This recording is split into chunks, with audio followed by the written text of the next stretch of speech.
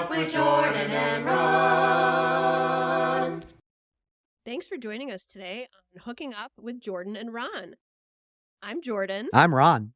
Welcome to the show, and we'd like to talk with you today and whenever you're here to listen about making friends in the modern world. What the heck is this about? Making friends in the modern world? Yeah, What? it's hard, especially as an adult. Yeah. Oh my gosh. I think that's a good topic. Yeah. What, making friends? You know, and we're here in the college town of Ann Arbor, you know, where well, out of 120,000 people, one in you know, every three people. it's like, you know, yeah, they're like, is yeah, not from here. no, yeah, Yeah. they're at University of Michigan or they're at Eastern or whatever, and that's, you know, and they have kind of like their own world. So this is not, I mean, you can listen to us and we hope you do, but this is Yeah. not for you. This is Yeah. for the rest of The us. yokels. Yeah. This is for how do adults meet each other? Where do you meet? How do you hook Yep. up? You Yep. know? How do you hook up? You know? And it could be any type of hooking up. Right, It could exactly. be a variety. Yeah, Like, let's hook up and go play tennis. Let's hook up and go to lunch.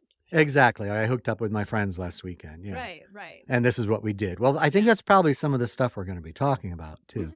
Where do you Mhm. meet people? What do you do? Mhm. How do you get how do people come into your life on a more permanent basis? How do you connect up? Right. And then maintain those relationships as well, right? There's a give and take. There's a Exactly. dynamic at play of understanding each other, finding common ground, whether it's just for fun or even romantic or professional purposes. Absolutely. And maintaining adult friends is hard too. It's just as hard as meeting them, you know? Right. And sometimes we have to talk about when do you let people go? True. That's true. You know? That's hard. Yeah. That can be really tough. So we'll probably be touching on things like breakups and divorces and Mhm. just friend breakups and all that kind Yep. of stuff because that's important as we go through life. This is a great topic. Who came up with it? We did. Well, it's funny. I remember us talking about it for the first time. It had since evolved. This is the evolved moment right now where we've come to this time, but it started in talking about dating and our differences in dating. You know, I'm a straight woman, almost 45, been divorced about 7 years. So been in the dating world and dating app world also, of which there's such a wide, vast universe, but, and you are. I'm a gay man who Yeah. is very, very old. Oh my gosh, Ron is so old, I'm guys. so old. Ron, we didn't talk about how old he is. In the gay world, you're old after you're over 30. So let's just say I'm over 30, Yeah. but I'm also over 39. I'm also over Oh my God. 49. You know, yeah. Oh no. Yeah. Oh no, that's terrible, right? I know. And it's just as hard, you know, Yeah. in the gay world or straight world, it doesn't matter. And then there's so many similarities, and that's, you know, Jordan and I were talking about that, and off it went. I think we were talking about breakups, actually. This all came from Yes. breakups Well, and first. challenging first dates and weird encounters. Right. And we could talk about that for hours, but what is the positive spin on it? It's actually the relationships that remain. Exactly. We're going to be bringing in some guest speakers, too, to talk to you about their experiences. People like bartenders or Yep. bar owners. Restaurant And owners. yeah, what have they seen? What do they experience? What do you do in a town like Ann Arbor that doesn't have a gay bar? Right. We used to. Yeah. Our bar. Yeah. When did it close? During the pandemic. Okay. Yeah, very Okay. early in the Out, pandemic. like spelled like AUT. AUT, like Yeah. German, yeah. Yeah, kind of like the pronunciation of it. Mhm. That was a very, very popular community Mhm. get together, not just for the gay community, but for everybody. 'Cause Right. the restaurant there too, and it was a beautiful location, and you know it was wonderful. But now, what do you do? I mean, we have Necto to go dancing. There are occasional other It nights is here and weird. there. I But don't know why I felt it was weird there when I went the last time. I think also because I'm older. yeah, I think so. Necto's It's very, a very younger, young you know, oriented. Yeah, it was such a different vibe when I went there when I was like 19 or 20 or 21 Right. or, you know. right. And of course, our world has changed, so you don't have to go to a gay bar to Of go meet gay course, which is people. But wonderful. yeah, We but it's want not the that. same either. Exactly. You know, It's that leaves adults looking Mhm. for where do I meet Mhm. people, you know? Mhm. I recently moved back up from living in Florida for a while, Mhm. down in Orlando, and it's the same thing there. I mean, the community I was in Windermere and Winter Garden had no gay bars, you know? They had gay meetups so Okay. that, you know, you might like, and you met like at places like Uno's Pizza, you know, at the bar. And I'm like, ooh, this is terrible. Why would Yeah, someone might have a pool party, but the first 30 Yeah. people were invited and nobody else was, a you little know? bit intimate? Well, Yeah. Uno's is not intimate. Uno's No. just that is what it is. Maybe No, that's the right pool parties spot. were weird, Well, you know? yeah.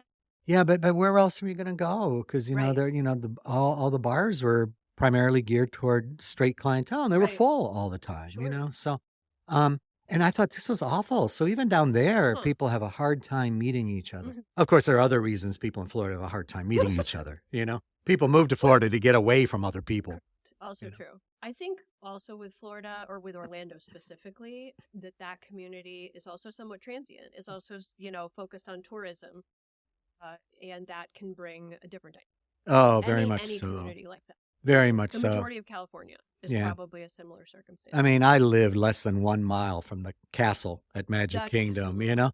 And the world there revolved around Disney. And Mhm. if you did not work for Disney, it was sort of like, you know, the Mhm. universities. If you don't go to University of Michigan, if you don't go to Eastern, and you don't work there, It does provide some identity right, here. That's right, true. it cuts out a big chunk of people you can't, like, socialize with because they're not part of your social world. Uh-huh. If they work at Disney and they, Unless they're interested.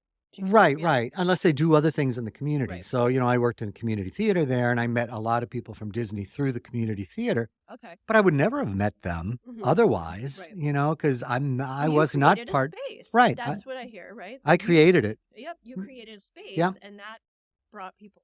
Absolutely, and we'll be Mhm. talking about that too. Yep. How when do you get to a point where you have to create something Right. where what we're looking for just doesn't exist? Absolutely. And I just moved back myself as well to Ann Arbor. I only lived here for a brief period. We moved here when I was 15 from Pittsburgh, which another great town. Not so transient, I guess. Yeah, but- it's beautiful. Yeah, I love Pittsburgh. It's a Yeah. it's a cool city. I want to go back sometime soon. But yeah, so we moved here when I was 15, and my dad's job was changing and so forth. So I was here till I graduated from high school. Here on high school, class of '98. Woo! Wish you were River Rat. But I went to college, moved to DC, moved very, very briefly to New York. Didn't work out in New York. And No. then have been in Chicago for the last 15 years and realized at this stage of life, I wanted to be closer to my family, and everybody has stuck around here. My parents are here on the east side. My sister and her family are in Dexter. So it's just a great time to be closer to everybody and make some new friends here as well. Isn't it interesting how people move back to Ann Arbor? Yes. You know, there's a Yes. reason that Ann Arbor is constantly like in those top 5 There's lists. That's you know? true. There's enough happening that there's of interest, if you're going to be out and about, whether it's cultural activities, just going out, Music, comedy. dining, nightlife to some capacity. So yeah, it attracted me back, but also the closeness to my family. But what's interesting when you were referencing not having Outbar, not having a dedicated space for gay or queer interaction to some capacity, I encounter an interesting dynamic where, I gravitate to friendships or other connections at a lot of different age groups, and part of that is from having been dating on apps for a number of years, but part of it's just because why not? Like, why not just interact with Right. a wide variety of people Right. of interests? So a lot of times, being a woman over 40, childless, single, people don't know what to do with you. They're like, "Who are you? Like, what are you doing? What are you doing here? Do you have some other Who is ulterior this motive?" And person? it's like, What's going on? yeah, exactly. And so it can be an interesting dynamic to sort of play that out in a conversation, and all. And so usually you get somebody who's going to say, "Oh, hey, good for you. You made a good decision." Like, people still congratulate you on your decision to not have children. And so those people are self-aware. They understand the world. I'm glad it's in that world too. Yeah. Well, and that's our world here. Let's admit it. In Ann Arbor is different from the rest of the country. Highly privileged, Highly privileged, Yeah. highly educated. overly so, Oh, probably. Yeah. Way overly educated. I felt that nowhere more acutely than in Orlando. Really? I mean, when you move down there and you suddenly realize your neighbors Not as smart as haven't Kansas gone World. to a privileged college, No. have not had the kind of education you Okay. had, Or the exposure to other. right, or read books. We Oh. didn't have bookstores. Oh my God. Oh my gosh, I had to drive 40 miles to go to a Barnes and Noble.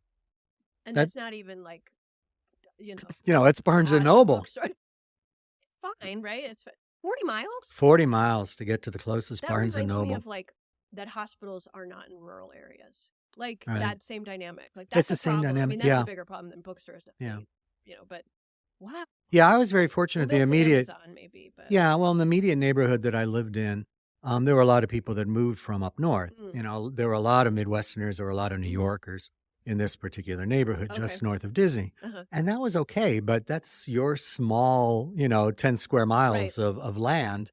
And you leave that and then you have the rest of Florida. Well, we all Sure. see what's going on in Florida politically and It's from, tough. Even this week, oh my gosh. they finally came to a settlement. And Yeah. I haven't read the dynamics. I need to look Mm. up more detail, but it's been a challenging political Oh, atmosphere it's everywhere. horrible. So Yeah. you really, it's hard to meet people in general. And then Mhm. you put that mix on top of it. And then you Mhm. come back to Ann Arbor and it's like, oh, well, yeah, I can talk to people here. There are book Absolutely. clubs, there are bookstores. There's 5 Sure. of them right downtown, Sure. and none of them are Barnes Including and most of Noble. the staff at most of these places too, Right. right? And we have a Everybody Barnes and is Noble. interested in Yeah. these topics and conversations and so forth. Barnes and Noble should be our sponsor. Oh, I like that idea. You hear that, Barnes and Noble? R.I.P. Borders, R.I.P. Mm, Now yeah. Knights Yeah, that's right. Steakhouse. Nice, exactly. And that Chinese place. Yeah. Oh, right, the whole space. Okay, It was. yeah. Oh, wow. Yeah, our world has changed here a little Mhm. bit, Mhm. but people still read books and people talk about them and Mhm. people talk about politics and people talk about what the movies that they go to. Yep. And we have the Michigan Theater and we have all these And amazing the State cultural Theater in things. 50 yards Right. of each other. Right. And 30 it's yards. yeah. Yeah, and they're beautifully remodeled and it's just Absolutely. really nice. And we have those kinds of Right. things. Including other theater, like not just film, but yeah. Yeah. I mean, if you've been to Disney World, my local movie theater there was the AMC Sure. at Disney Springs. Mhm. It's a nice theater, but they never showed art films. They never Mhm. showed the kinds of Mhm. things we have here locally. Mhm. Um, So there's almost not that like local culture. Maybe is that the right. right I would term or call it something that. like that? Yeah, that sense of community. Yeah. There's a very strong sense of community here. I would say all of Southeast Michigan Mhm. has When this people very are strong. proud and it helps to win national championships. No, Sure. right, But right, people are super proud to be here right. and love it. And so if you can create a life here, then great. If you Right. can make it work, even in the surrounding areas of Yeah. those towns. How do you know someone went to University of Michigan? They They tell you. Yeah. Exactly. And you know what? That's not true in other Yeah. places. Down in Florida, people don't necessarily tell you I went to University of Florida. Okay. They're kind of like, I work at Disney. Well, that's the Michigan, right? Yeah, Or that's yeah. the sim- That's their the same. affiliation. That's their Yeah. But Huh. so we happened to be driving along the car. We went to a comedy club that night. Okay. Yeah, we went to Ann Arbor Comedy Club. Oh, Jordan yes, and that's I. right. That's Yeah, right. When we were yeah. like, okay, how do we further develop this? What else? It's not just about dating. It's about just truly. I mean, I harken back to that phrase we use of making friends in the modern world. And what are the changes you go through in life? What are the environments you're in? And where do you meet people? You meet people Right. at work, at church. If you go to church, I don't. Do you No, go I to don't, church? no. No. I used to a long time. But Yep. like I went through a divorce at one point in the last 7-8 years or so, and that was a big change. That was Yeah, a big absolutely. dynamic of my ex-husband and I had some similar friends, but I think most people kind of reoriented to who their original friend was. Does that make Correct. sense? Yeah, I think that always happens. that whether it was a couple Yeah. or whatever, and no harm, no foul. I was lucky. We were lucky that it was quite amicable and all those dynamics. But Yeah, I mean, you sometimes not just divorce your husband or wife or partner, you also divorce all their friends because they were all common. yeah. And I there wasn't a giant loss there, but your identity changes. Yeah. So what happens then? And who are you? Yeah, And what is your absolutely. community? And community, at least for myself, having a supportive community, maybe that includes family too, which is great. But for me, it mostly includes friends too. How does that, translate into making these friendships? And what are the commonalities? So I had to think about, what are my hobbies? What are my interests? What areas of life do I want to further develop for myself? Correct. And luckily, all the while going through, therapy, which helps a great deal. And so Absolutely. identifying self. Ron, you know a lot about therapy. Yeah, I'm a therapist. Oh, yeah. Yeah, but I don't really do therapy. I work with brain injured clients, Well, but I sure. do therapy to, You know about it. Like, Yeah, you I know it. understand it. Yeah, what do you And, do? I'm an HR consultant. Cool. Currently, I have a background in human resources. Prior to that, theater admin, theater production. Very cool. Thanks. I think it's cool too. Yeah, that's exciting. But it's brought me so many different experiences to meet a wide range of people from a wide range of backgrounds. And I think that helps open my mind to meeting people just randomly in public or talking to people. I mean, also learning from my family about networking and being confident. From a young age, my parents would have friends over, and we learned how to even just talk to grown-ups at any point. Yeah, we just went to a social event that actually Jordan threw. That's right. You know why? Because my friend Ron moved back from Florida to, I was going to say Chicago, to Ann Arbor. Yeah. Yeah. And they threw this cool party, but we kind of made it a general sort of everybody welcome back party. Right. Because other friends have also moved back. Jordan has moved back. We've had another mutual friend that moved back. And it was the same thing. It was a nice mix of people. It was adults and some parents of adults and some younger folks and some random people that had been met as friends that were invited. And it was super, super fun. It was a good demonstration of a network that had been built. Yeah, exactly. By common interests. Exactly. By creative interests. I'm so old, I watched some of these people grow up here. But you said you're what, 49 plus? Right? I'm 49 plus. 49 plus. Yeah, it's 49 plus. And I mean, some of these folks that were there were like 13, 14 when I was directing them in shows. And then you were 30 in your 30s? At that point. Yeah. Okay. And I moved to Ann Arbor when I was 35. Okay. And I've been here now. From Ohio? I lived in New York City for 15 years. What? You didn't know that? Yeah, I went to NYU for graduate school. So you hacked it. I could not hack New York. Yeah, no, I went to New York. Well, I couldn't hack it either. I spent the last 5 years trying to figure out how to leave New York, because you become a slave in New York. Once you're there, you have an apartment. I had a partner at the time, and we had broken up, but you can't. So this is the ultimate slave of New York thing in New York, because you can't afford to get another apartment if you can even find one. Right. So you end up living with the people that you break up with. Oh, yeah. And you're I've literally dates with people who are still living with their exes. Right, because you can't, there's nowhere else to go in New York. Oh, Chicago, LA, any of these big towns where there's nowhere to move out to, And then finally I was like, no, I'm going to Ann Arbor, back to Ann Arbor, and I love Ann Arbor. So I'm, What was your origin? Like, what's your Ann Arbor origin story?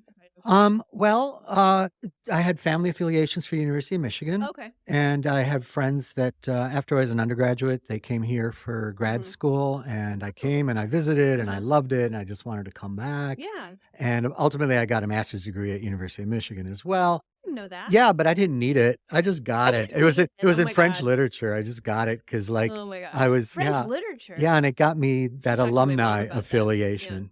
Yeah. Cool. It was interesting. I got a degree basically in reading French books and writing a paragraph about them. It's ridiculous.